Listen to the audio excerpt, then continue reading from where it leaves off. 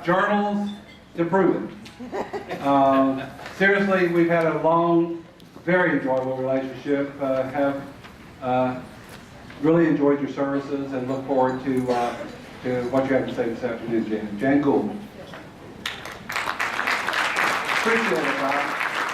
Good afternoon, everyone. I'm just really thrilled to have such a full house today, particularly all the students. And it's really gratifying to see young people that are interested enough to take time out of their day to sit through hours of continuing education and other kinds of things. As Bob said, I'm a lobbyist. I have been involved in governmental affairs seriously for a little over 30 years. I started my career working on a congressional campaign for a Republican congressman who was successful and had a distinguished career in the U.S. Congress.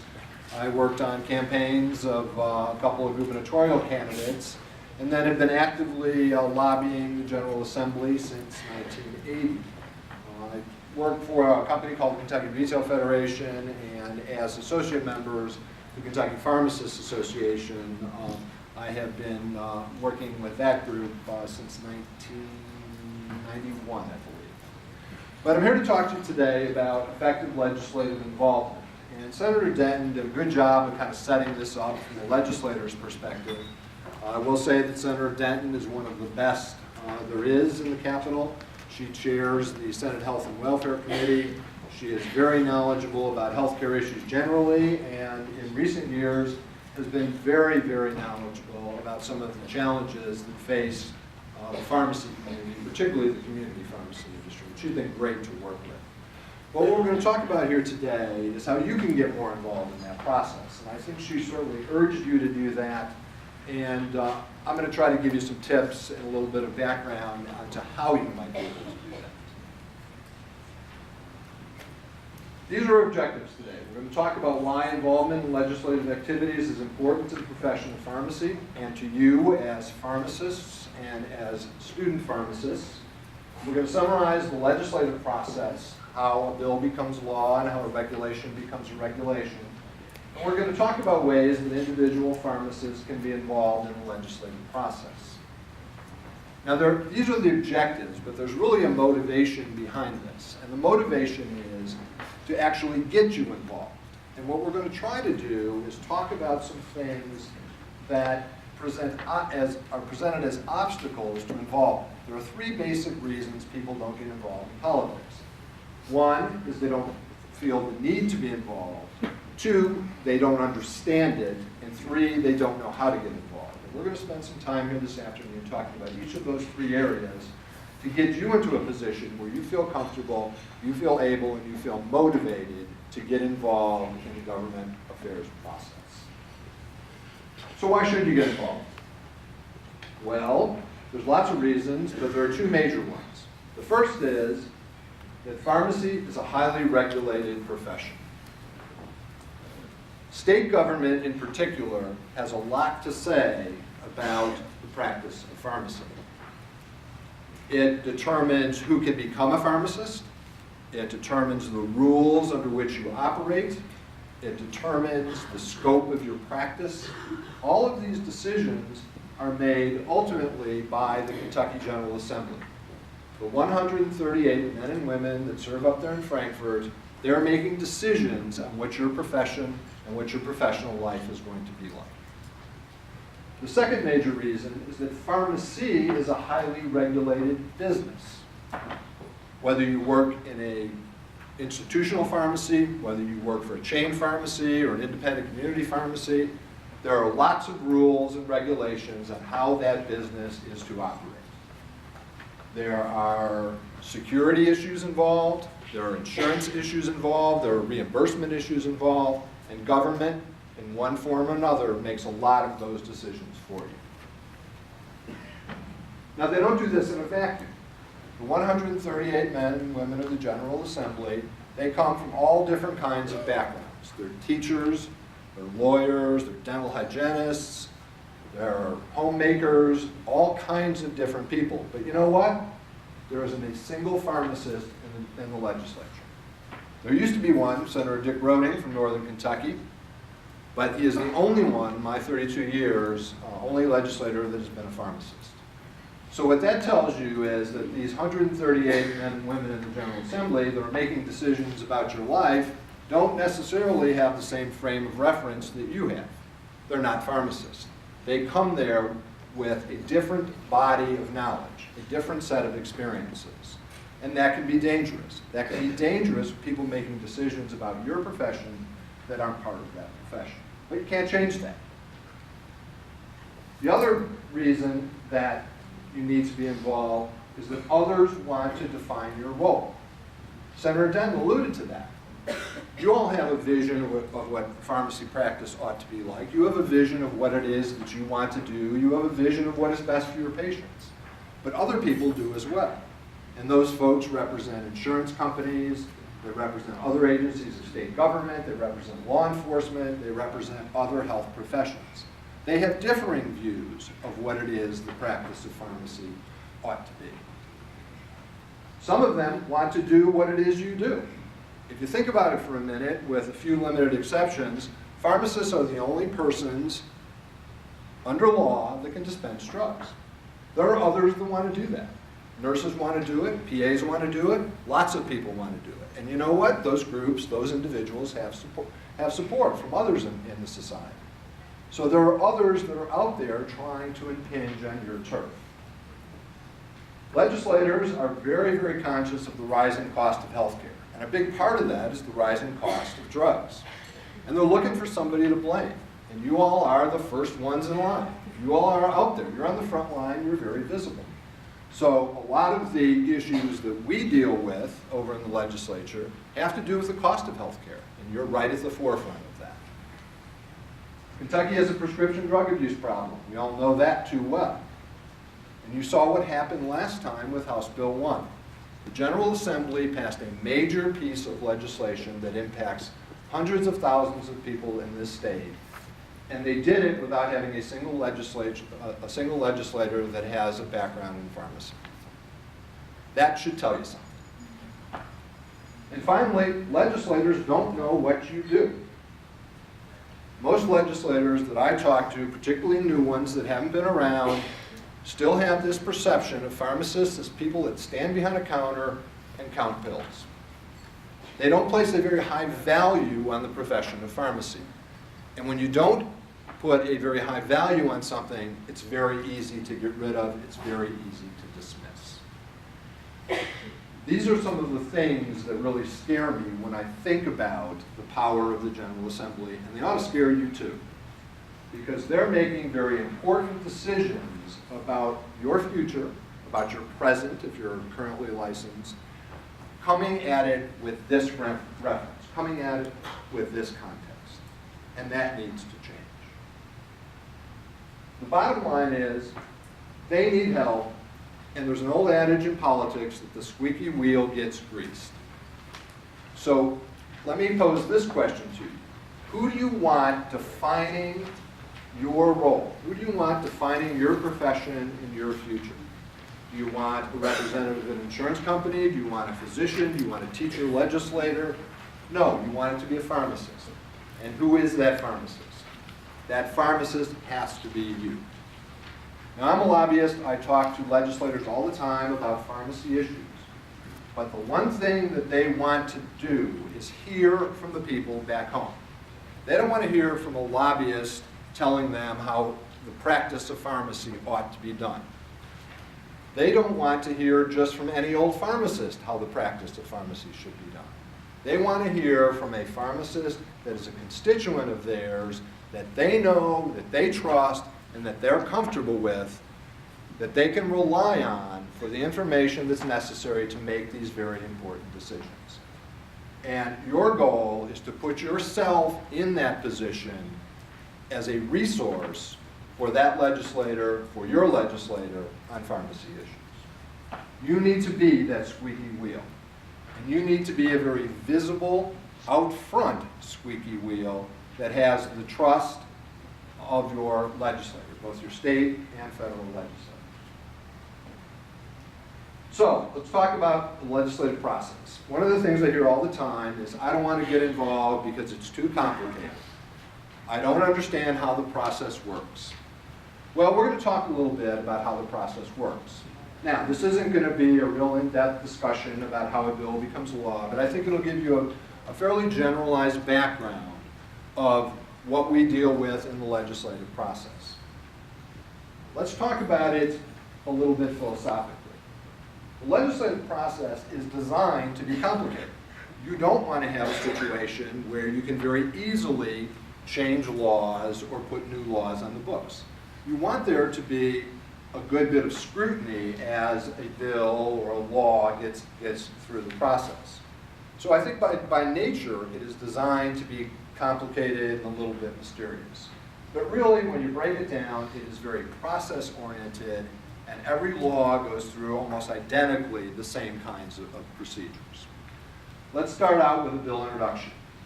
When you have an idea for a new law or a change in an existing law, it all starts with a bill.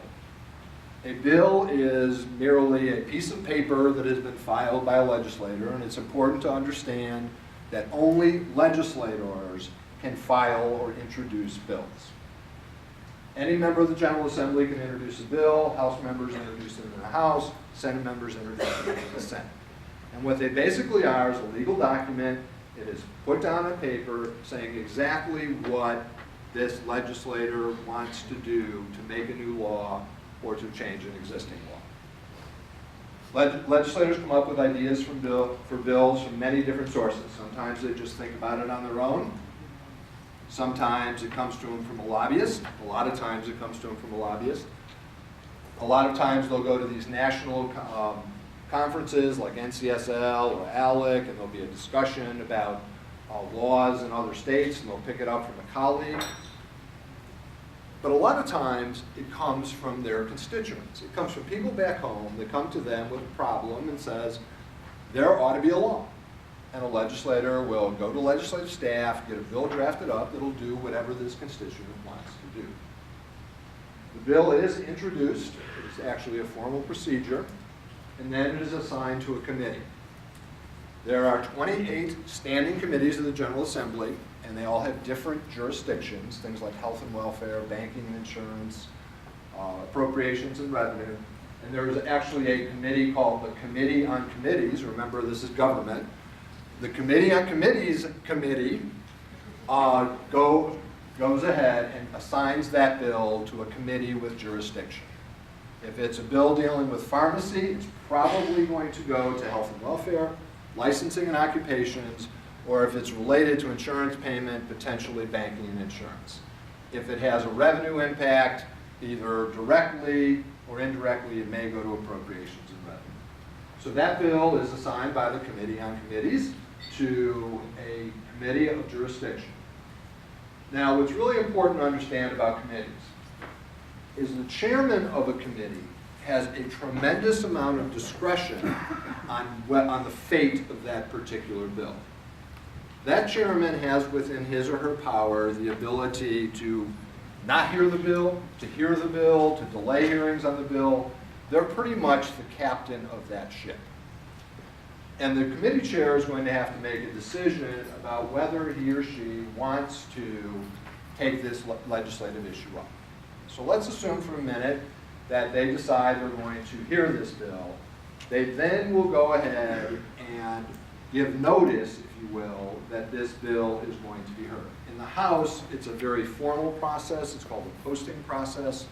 You have to give 3-day notice before you can act on a bill. In the Senate, there is no such requirement, but generally what you'll see, except during the late days of the session, is a committee chair will put out an agenda in advance, and that bill will be up for a vote or up for consideration. Now, the committee can hear the bill without taking a vote on it. That does happen occasionally in Frankfurt, but most of the time, if the bill is called up, the idea is to bring forward action on that bill. Now, a committee can do several things with the bill. They can pass it out of the committee, they can kill it by turning it down, or they can amend it and send it out, or they can do what's called a committee substitute. We're not going to go into all of those different variations, but essentially a committee substitute is they substitute an entirely new bill for that bill. It could go in as a bill relating to pharmacy audits, and it could come out being a bill relating to immunizations. I mean, it's a very, very funky little rule that we have to deal with, and it's a very dangerous one, as you might imagine, because sometimes you go into a committee thinking one thing, and you come out with another. So the committee generally has a hearing on it. There may or may not be testimony. There may or may not be people invited to come forward and testify, and the committee votes on it. Assuming the bill comes out of committee, it goes to another committee. It's called the Rules Committee. The Rules Committee is like the traffic cop of the legislature. The Rules Committee, which consists mostly of leadership, and that's people that are leaders in the respective body, they make a decision on whether that bill is going to make it to the floor for a vote. The Rules Committee has to act within 5 days of receiving that bill.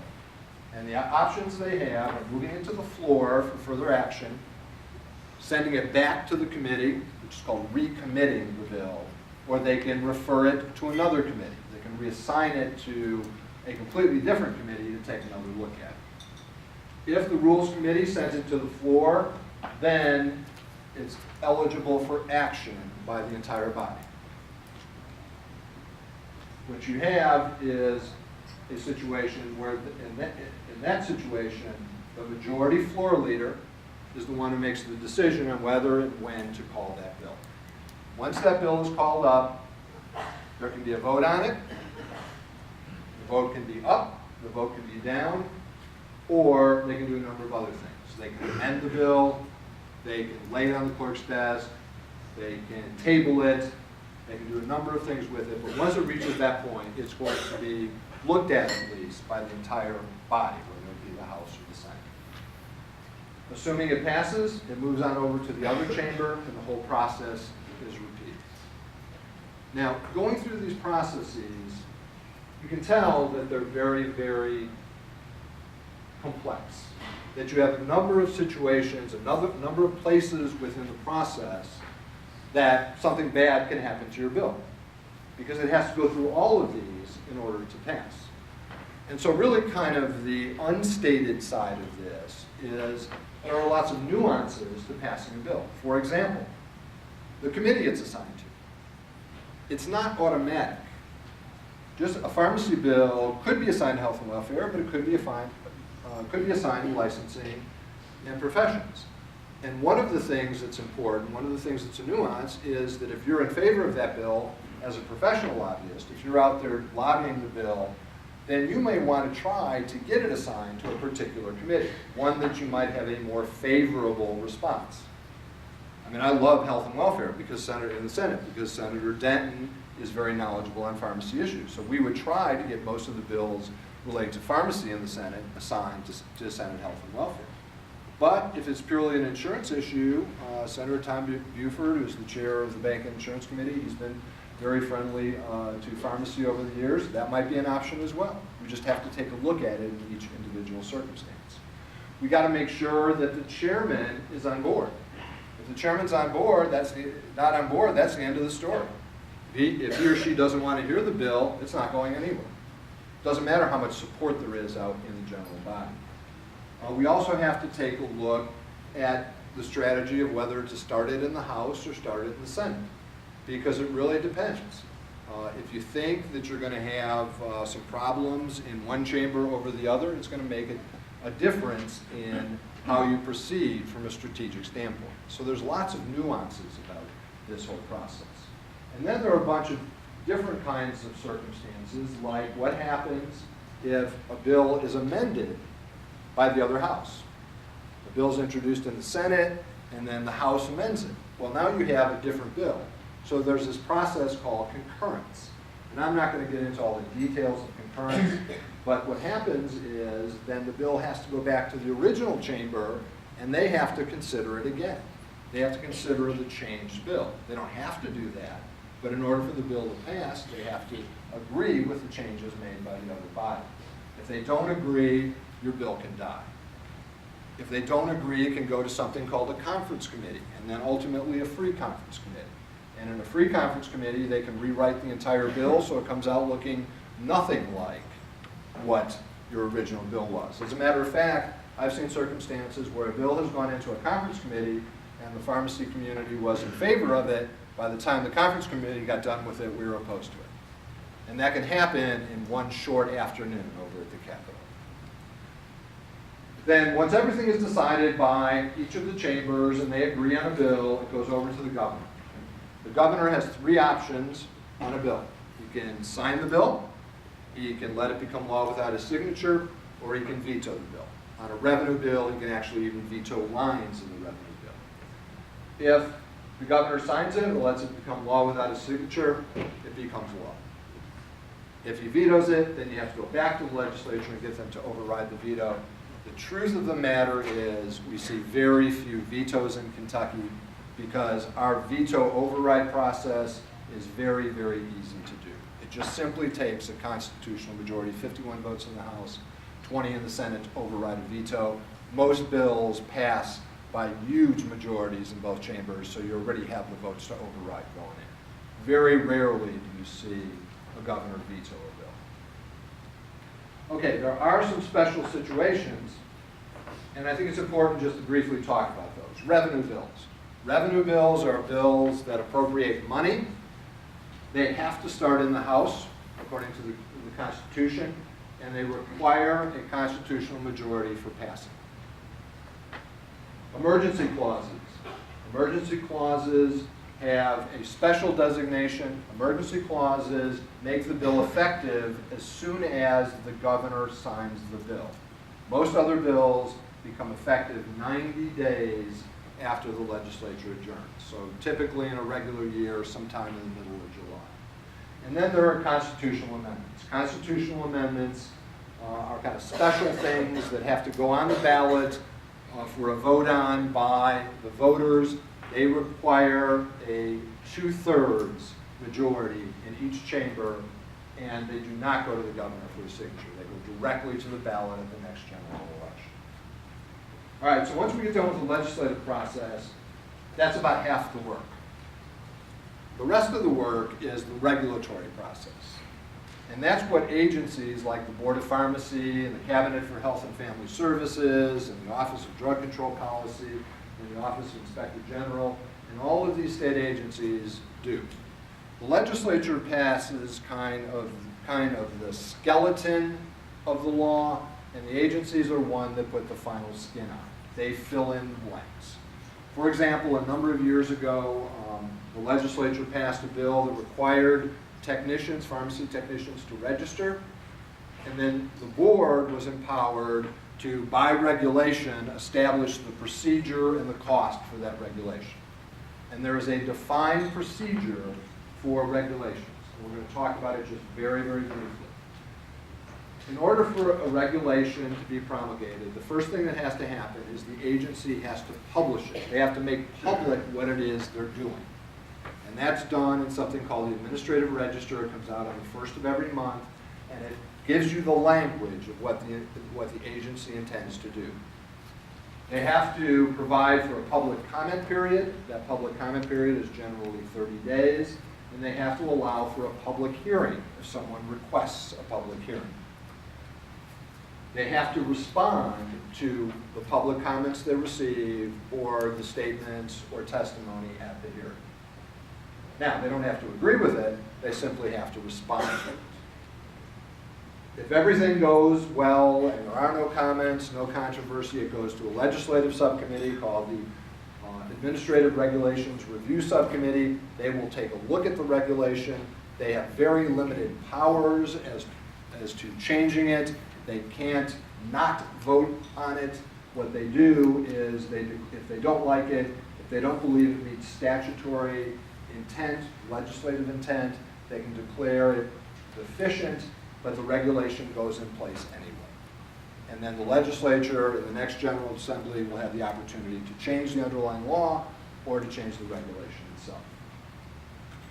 Then it goes to the Legislative Committee of Jurisdiction. If it's a pharmacy reg, again, it would go to either Health and Welfare or Licensing and Occupations. That committee has the same ability as ARRS does. They review it. They can ask the agency to amend it, but they can't stop it from taking place. Now, there are a couple of special situations dealing with regulations. One is an emergency regulation. An emergency regulation is one that has such importance that it goes into effect immediately, before this entire process gets done. And usually what happens is an agency will file an emergency regulation, and they'll file a regular regulation at the same time that's identical. The emergency regulation is in place while the other one goes through this process. There were a lot of emergency regulations filed on House Bill 1 this last time, and to a large extent, the regular regulation that is going to pass is going to look nothing like what the emergency regulations were to begin with. It's a fairly common occurrence because your idea of an emergency isn't the same thing as most states' agencies' idea of an emergency. We see a lot of emergencies in state government. But that's really kind of the basis of the process. Didn't intend to walk you through the entire thing and every one of its nuances and every detail, but just kind of a basic understanding that a bill has to be introduced by a legislator, it has to go through this formal process, and that the process is actually biased against bills passing, because you can stop it at any one of those points. In a typical session, we'll get about 1,000, 1,100 bills introduced, maybe 300 will pass. So about 30% of bills make it through the whole process. And that's probably being generous. Some sessions, 150, 140, is all that gets through the final process.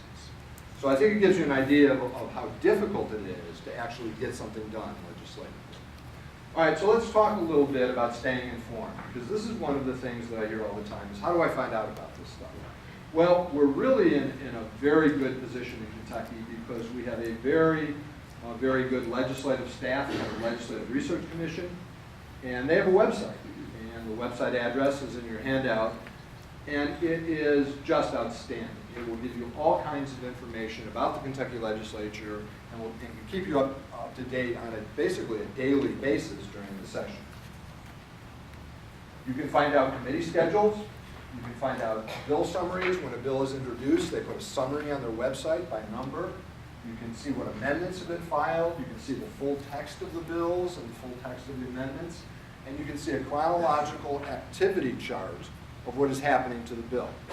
When it came out of committee, when it went to the floor, what the vote was. I mean, it is a very, very useful tool if you're interested in following the legislative process. Let's just walk through it real quickly. Committee schedules. This is the committee schedule for the week of September 24th. During the interim, the time when the legislature isn't meeting actively, they put one of these out weekly. During the session, they put it out daily, and it gives you all kinds of information. It tells you that on Monday, September 24th, at the Northern Kentucky Convention Center at 2:30 p.m., the Interim Joint Committee on Banking and Insurance will be meeting. It gives you the agenda, and it gives you the members of that committee. During the session, one of these will come out every day with that information, usually the evening before. It will tell you what the bill does. This happens to be a bill summary from a bill that KPhA supported and got passed last time, an act relating to pharmacy audits. What you'll find here is the bill number, House Bill 349. You'll see the sponsor, the primary sponsor being listed first, and all of the co-sponsors, a short title, and then a few paragraph description of what the bill does. It will do the same thing for amendments. As amendments are filed, in this case, there's a House Committee substitute and a House floor amendment.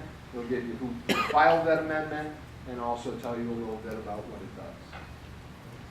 It will tell you the full text. If you click on the bill number, you can actually get a copy of what the actual bill looks like. In this case, this is our audit bill again.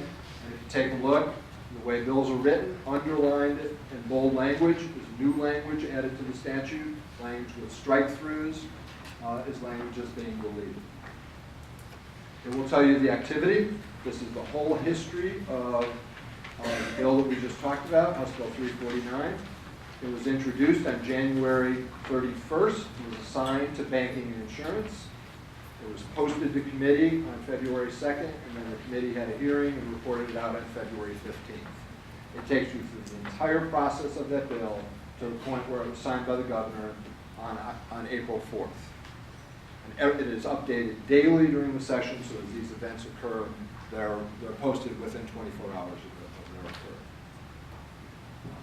Another way to stay informed is through your association.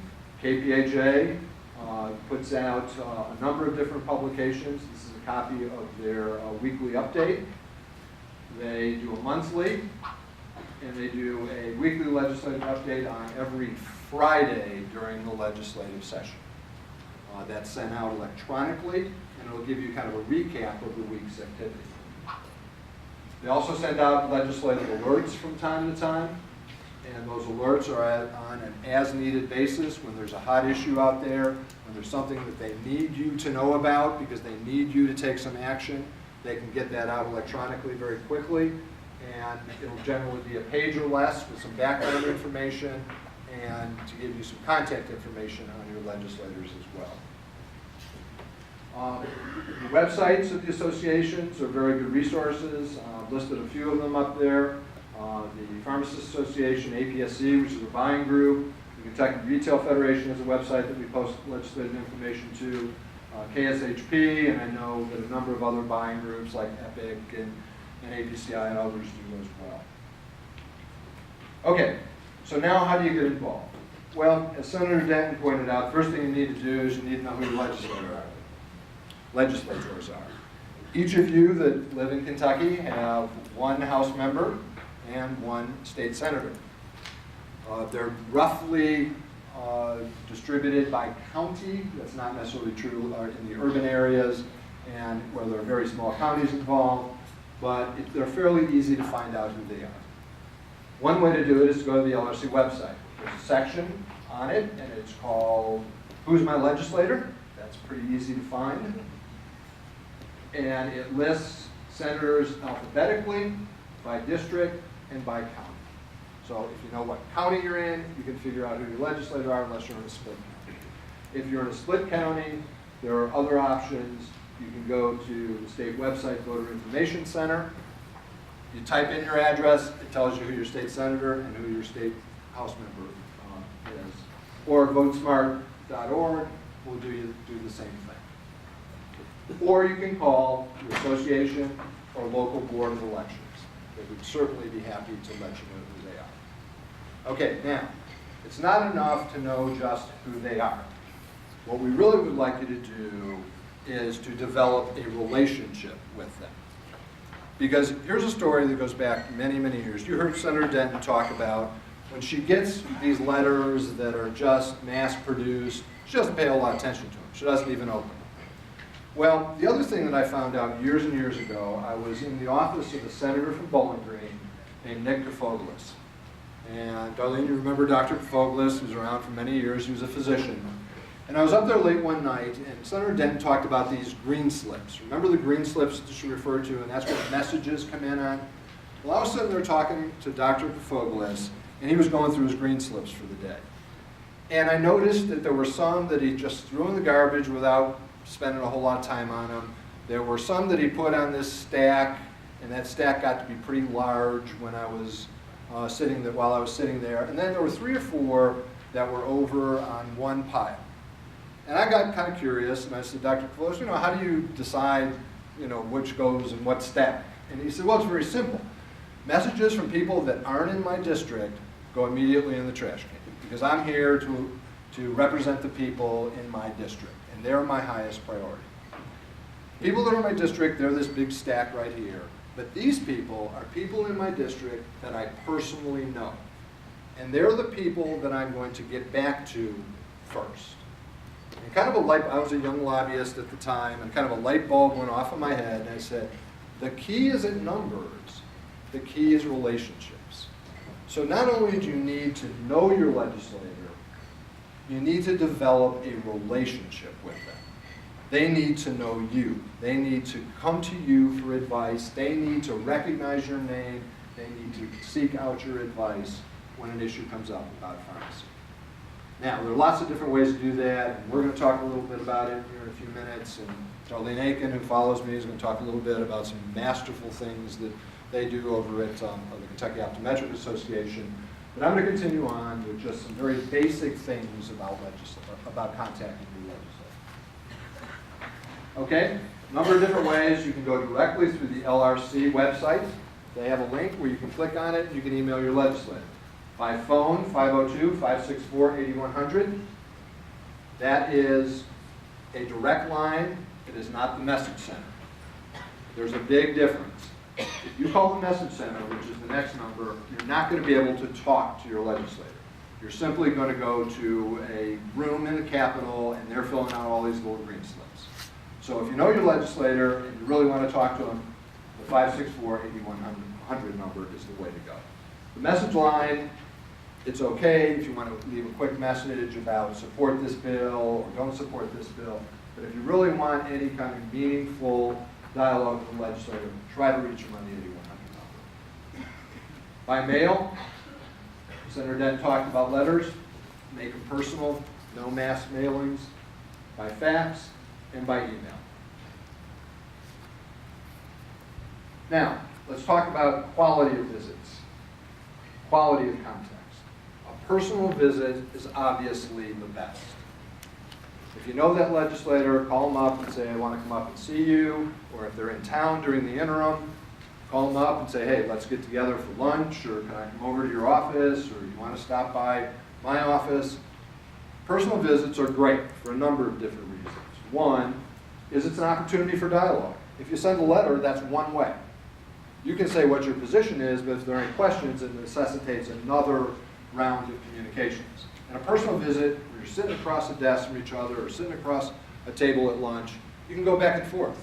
You can be much more informative and valuable to that legislator because obviously the legislator is going to have some questions. They can put a face with the name. You can build that relationship. You can get to know that individual better face to face than you can over the phone or certainly through a letter. It allows for multiple participants. If you want to invite a colleague or a coworker or maybe a patient with you, or if that legislator wants to have a staff person or another legislator there, a face-to-face encounter offers that opportunity. It's a show and tell opportunity. If you want to show that legislator something physically, and you're a pharmacist in a community setting or even a hospital setting, you want them to come in and take a look at, this is what I have to deal with an insurance company, or this is what I have to deal with on this particular issue. You have the opportunity to show it to them face to face. Now, I will say that this works best during the interim, the time when the legislature isn't in session. When the legislature is in session, these folks are very, very busy, and it's hard to get a face-to-face encounter with them unless you know them pretty well. But in the off-season, when legislators aren't in Frankfurt and they're at home in their district, most of them are very accessible and very willing to sit down and meet with you. And particularly if you know them, they're going to be more willing to sit down with you, to spend a few minutes talking about whatever the particular issue of the day is. Phone calls. Fast, easy, cheap. Don't have to take a lot of time on your part. Best way when they're in Frankfurt to reach them is by phone. A lot of them, when they don't have committee members, will be in their office. Sometimes you can get to them directly. The toll-free message line is limited to messages, and it does have limited utility, as I talked about before. It's not going to be a place where you're going to be able to go into a lengthy explanation on a particular bill. It's going to be simply vote yes for House Bill 4 or vote no for House Bill 4. Personal letters and faxes. It's a good way to convey complicated information. You can take a few paragraphs and describe something as opposed to a vote yes on House Bill 4. You can send background materials accompanying it that gives maybe some different perspectives on the issue or some evidence supporting your position. It's preferred by many legislators. A lot of legislators really want to know more about an issue, and for a lot of them, a written document is the best way to do it because they can take that with them. If they go to the floor and there's a debate on the floor, they can sit there and they can actually read or do this while the debate is going on or while other legislators are introducing guests. So a lot of them prefer written documents. The problem is timeliness. It's going to take some time by the time a letter or even a fax gets from you to that legislator. And one of the things about Frankfurt, particularly in the short session and the odd year session, is things happen very quickly. So sometimes there isn't the time to be able to sit down, for you to sit down and write a letter, to get it to them, for them to have the opportunity to read it before a vote. In those cases, certainly a phone call or an email would work. When writing your legislator, make it concise and readable. Make it personal. Okay, again, going back to what Denton said, you know, these legislative campaigns that send out form letters have very little effect. They want to hear from real people in their own voice, in their own words about what the issue is. Identify yourself as a constituent and as a pharmacist. The first thing they're going to be looking for is this a constituent of mine? Make it clear up front.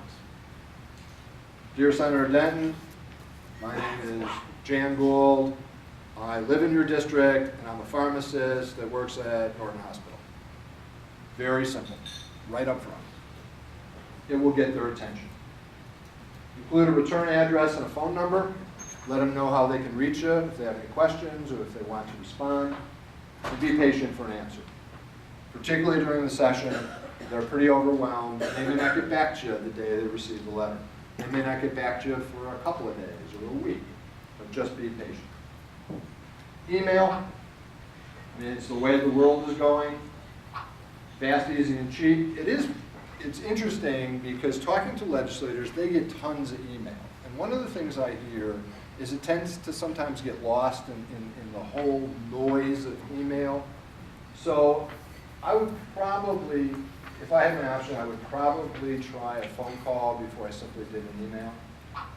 And some legislators, you know, the average age of the legislature is probably 60, 58, somewhere around there. Got a little younger in this election. Yeah, they got a little younger this last time, but you know, some of these folks aren't email savvy, so you know they're used to dealing with hard paper copies. They're used to dealing with phone calls, so keep that in mind as well. And the other thing is that emails can be screened, deleted very easily by staff. So if you can get a phone call into them during the session, that's the best way to do it outside of a personal visit. Okay, when you're contacting your legislator, there's some do's and don'ts. And I think Senator Denton started on talking about some of these things. These are very basic human relations kinds of things. First of all, be courteous. Understand that legislator doesn't have to see you. That legislator doesn't have to listen to you. If you're nasty up front, you're not going to get very far with that legislator the first time, and I can guarantee you, you're never going to get anywhere with them ever again. Be mindful of their time, particularly during the session. Very, very busy folks. When I go in to see a legislator on a legislative issue as a lobbyist, I try to keep my discussion with them to 2 to 3 minutes top. They're going to give you a little more latitude as a constituent, but the idea is to get your point across very quickly, to get your argument made, and to get your ask made as quickly as possible. Be brief, stick to one subject. This is one of those things that is just so fundamental. If you're there to discuss the provision in House Bill 1 that deals with CASPER reporting in hospitals, don't be talking about 15 other bills that are in the process. It's confusing, it detracts from the message, and it's really, really going to detract from your effectiveness. So stick to one subject. Also, ask for their support. This is one of the things that I see most often that constituents fail to do. They never ask for the legislator to vote on the issue. They make the argument, the legislator says, oh yeah, you know, I understand what you're saying, but they never ask the legislator for their support and for their vote on the bill or against the bill. Make it clear to the legislator that you want them to vote yes or vote no or do something with that bill and see what they have to say. And listen very carefully to what they have to say, because a lot of times, you know, legislators are pretty crafty about making commitments. They'll say, well, I understand where you're coming from, or I understand your position, and lots of other little phrases that they use to make you think that they're going to vote your way. But unless they say they're going to vote your way, you can't go out of there with any high degree of confidence. So always ask. They may refuse to answer. They may try to dodge around the issue, and you can be firm, don't be impolite, but always ask. It's like sales. You're never going to get the sale unless you close the sale, unless you ask for the business. So ask the legislator for their vote. Offer to provide more information. Always leave them an option to have to revisit the issue, and to say well done when deserved. One of the things that the reason the KPhA does the Meritorious Service Award and other organizations do similar things is legislators rarely are thanked. People gripe and grouse at them all the time. People chastise them for not doing this or doing this, but rarely do people say thank you. And it's very important to them to have folks thank them for what they do. And if they do something for you, if they vote your way, be sure to take the time out to thank them. Okay, here's the don'ts. Don't be nasty. That's kind of basic.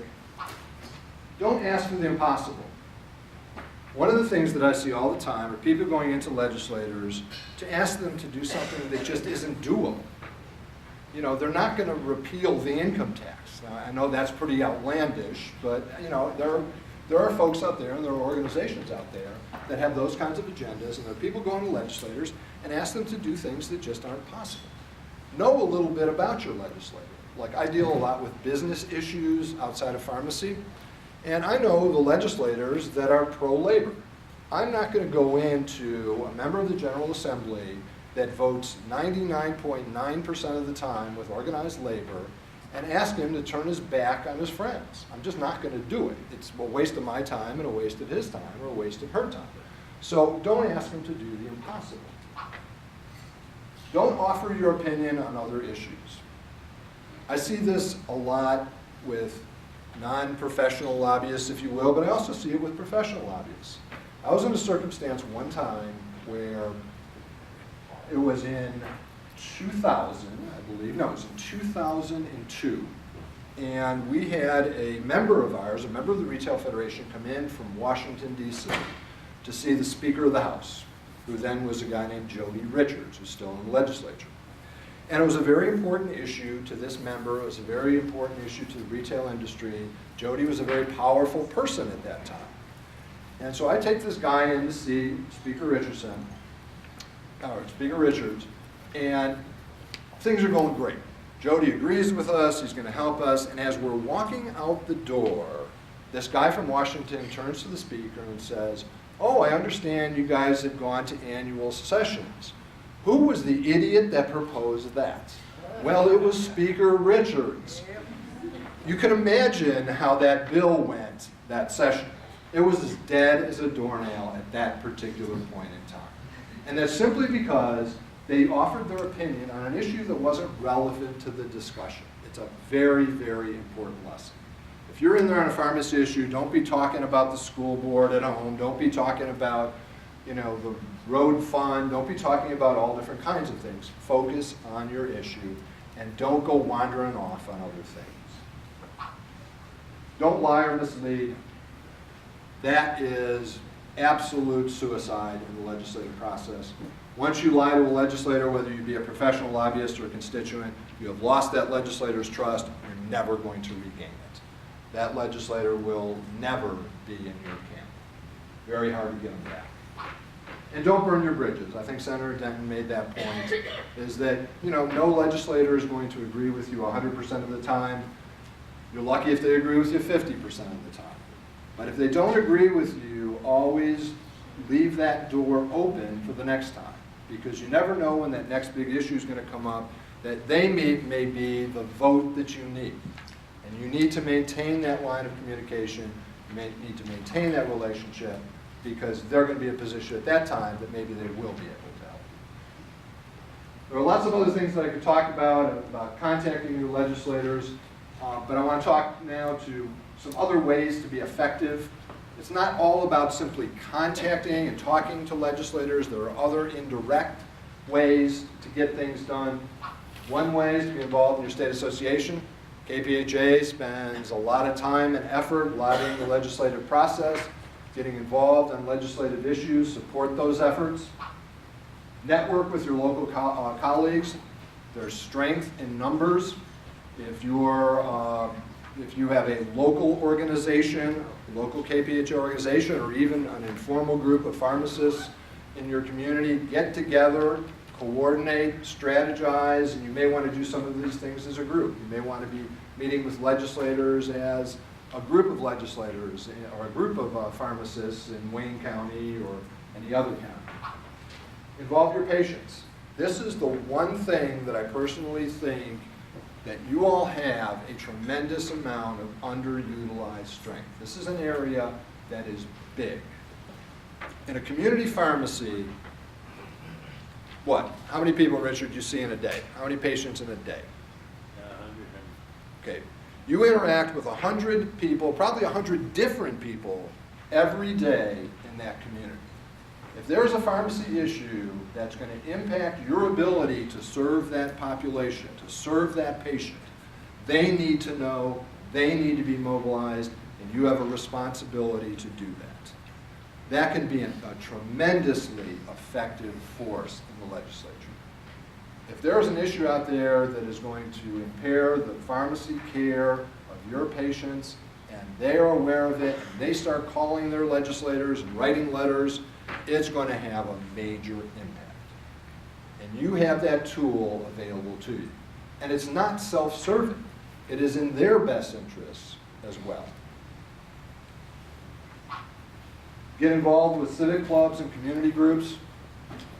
One of the things that legislators look for is they look for leaders in their community. If you're a leader in their community, even outside of the pharmacy world, they're going to be drawn to you. It's going to give you a status higher than other constituents. It's going to give you more opportunities to get to know that legislator and to serve as an opinion leader for that legislator in the community. Whether they be church groups, civics clubs, Little League baseball, whatever. The more opportunities you have for leadership, the more you're going to have the opportunity to interact meaningfully with your legislator. Use the local media, particularly in small towns. Small town newspapers always are looking for a story. If there's an issue that would adversely affect your patients, adversely affect your community, adversely affect your business, or positively affect your patients or community or business, let the newspapers know. Write a letter to the editor. Talk to a reporter. Cultivate those relationships with the local editor of the paper or the local radio station. Very, very influential, particularly in small communities. Maintaining your involvement. Remember to send your legislators a thank you note, a thank you letter after communication. Maintain ongoing communications with your legislator. Just because the session's over, don't forget about them. Go by and see them, call them up, tell them what's new in the world of pharmacy, give them a heads up on what the next issue coming down the pike is. If they passed a bill that helped you, tell them how it helped you.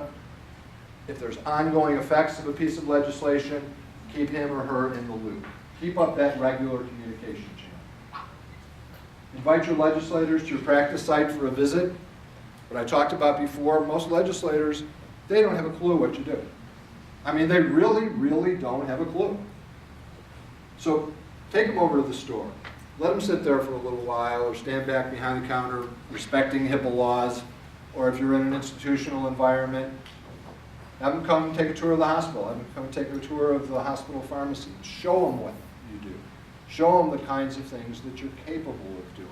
It's a good educational process for them, and it's going to help build that relationship. Invite your legislators to newsworthy events. If you're opening up a new pharmacy and it's going to be a big deal at grand opening and people are going to be there, invite that legislator. Invite your legislators to it. It's a positive experience for them. It gets them in front of their constituents in a positive environment. It's really, really a good thing. If you're writing a check for $25,000 to the local boys club and you're making a big deal of it, make it a big deal of it for them as well. Invite them to tag along. Participate in local political events. Most legislators will have forums, they'll have town hall events. I know up in Northern Kentucky, the Northern Kentucky Caucus, I think it's every Saturday morning, has an event that's open to the public where they just discuss that week's happenings in the Capitol. Attend those things, be involved in those kinds of community activities. Host a local legislative reception. Invite your colleagues to band together and have a little hors d'oeuvre, some light soft drinks or maybe something a little harder at a local restaurant. Invite your local legislator just to spend an evening with you all, very casually talking about issues of relevance to pharmacy. I know that KPhA has done that in the past. I remember attending that one in Bowling Green a number of years back, and it was very, very effective. The best time to do it is right about now when you have a crop of new legislators. It's a good way to get to know the new legislators in your area. Get involved in their campaigns. Contribute to the Pharmacist Political Action Committee. Make a direct personal contribution. We do not have corporate contributions in Kentucky. Write a check for their campaign, even if it's 50 or $100. It's meaningful to them. Host a fundraiser. Write a letter in support to the local paper. Put up a yard sign, or get out there and knock on doors on their behalf. They're going to appreciate all of these things. And the more personal you can make it, the more of a relationship you can build with that legislator, the more they're going to remember it, and the more that they're going to appreciate it. Before we move into questions, I'm going to tell you one little story, and it's kind of a personal story about how I got involved in the political world. I grew up in the city of Chicago when a guy named Richard J. Daley was mayor of Chicago. Now, most of you in this room weren't even born when Richard J. Daley was mayor of Chicago. I think he died in 1976 or so. Okay, well, Daley was the last of the political bosses. He ran the machine, which was the Chicago political machine. If you lived in the city, just about every aspect of your life was dictated by politics. Whether your garbage got picked up, whether your driveway got plowed, whether your kid went to the right school, whether you got a job. It was that tight.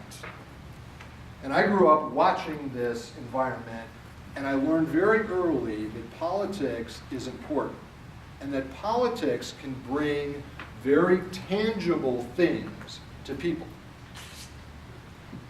When I was about 7 years old, my mother, who never drove, because people in the city don't have driver's licenses, because they usually don't have cars, decided to get a driver's license.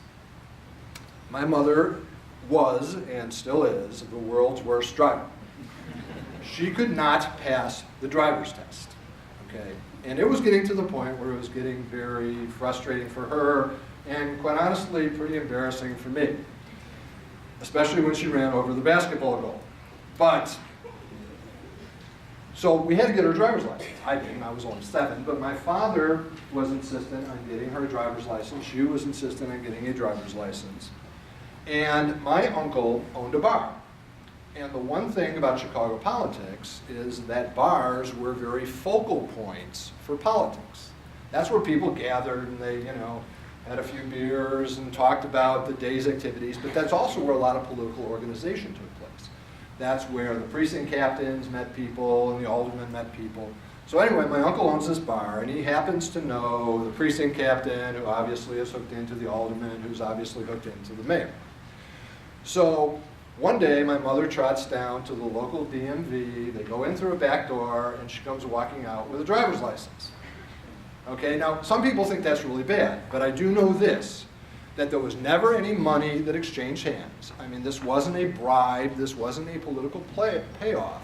This was just simply a matter of my uncle knew somebody who was hooked into the political world, who, as a favor to my uncle, who had probably done some favor for him at some time, helped him out. Now that lesson just really has always stuck in my mind about the value of political involvement. Had my uncle not been involved, had he not been in that process, my mother to this day, I know she never would have had a driver's license. But I tell you that story just to, the world has changed dramatically since then. Okay, I mean, the entire political world has changed dramatically. But the basic premise is that relationships in politics matter. And the first goal, the first challenge for you is to develop that relationship with your legislators. Because that relationship someday is going to serve you well when someone else is trying to define your profession, your life, and your livelihood. I'd be happy to answer any questions with that. I think we're about right on time, but I've got time for maybe a question or two. Anything? Thanks a lot. I think I'm turning it over to Ron McCall.